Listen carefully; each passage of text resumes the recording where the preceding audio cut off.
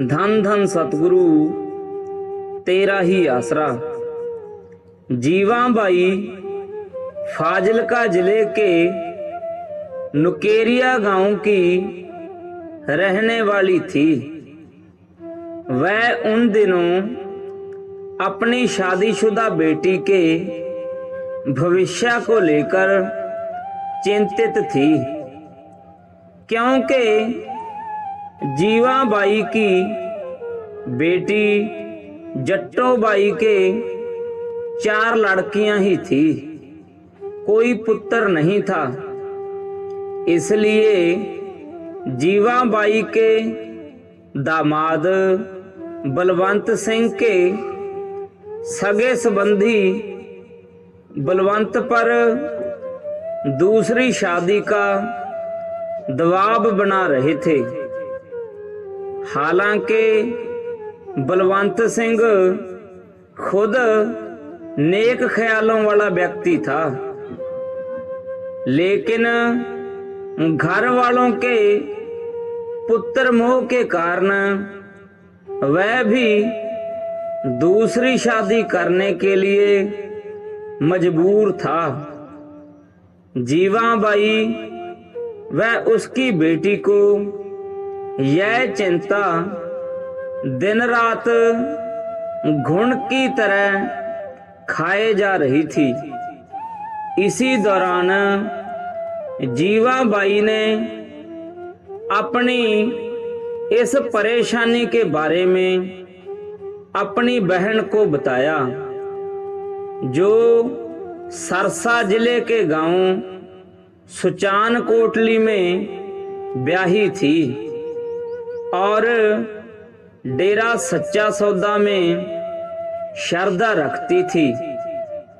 उसने अपनी बहन की परेशानी सुनकर उसे सरसा डेरे में चलने की सलाह दी और कहा कि सच्चे सौदे वाले पूजनीय बेपरवाह साईं शाह मस्ताना जी महाराज तेरी इस समस्या को अवश्य हल कर देंगे।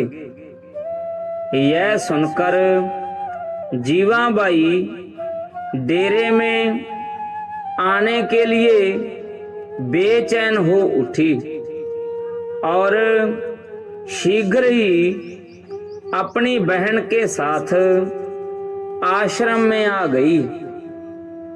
पूजनीय बेपरवाह जी उस समय तेरावास के प्रांगण में थोड़ी सी साध संगत के सम्मुख मूढ़े पर विराजमान थे।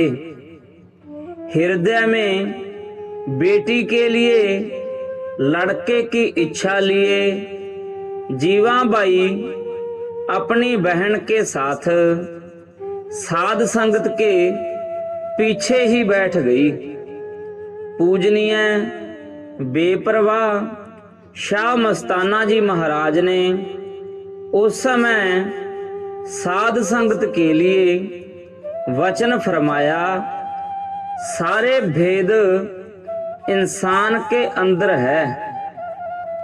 अंदर कारीगर बैठा है जो तेरे शरीर का सारा इंतजाम करता है, लेकिन तुझे उसकी मेहर का पता नहीं कि उसने तेरा इंतजाम तेरे पैदा होने से पहले ही कर रखा है।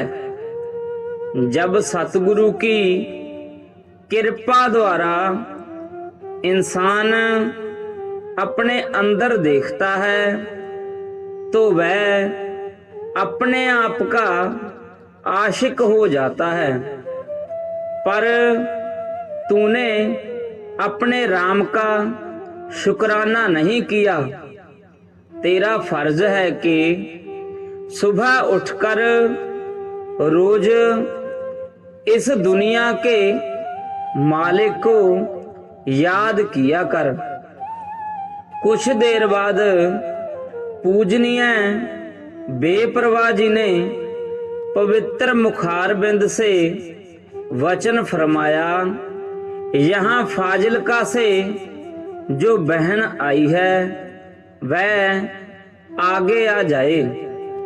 यह बात सुनकर जीवाबाई आश्चर्यचकित रह गई और सोचने लगी कि इन्हें कैसे ज्ञात हुआ कि मैं फाजिलका से आई हूँ। उसने सोचा कि बाबा जी तो सच में ही अंतर्यामी हैं। उसका विश्वास और दृढ़ हो गया।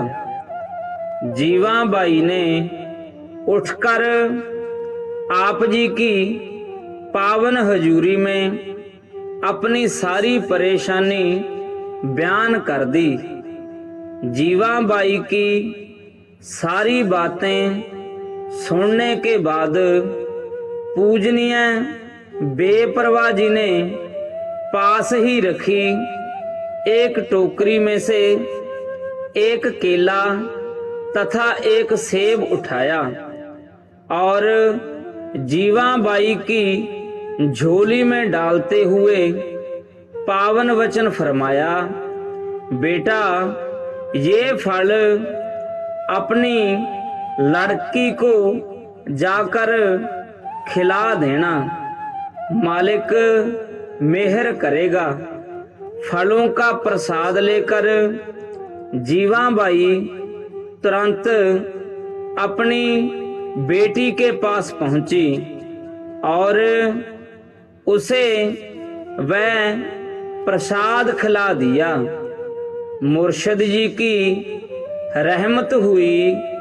करीब 1 साल बाद उसके घर पुत्र का जन्म हुआ।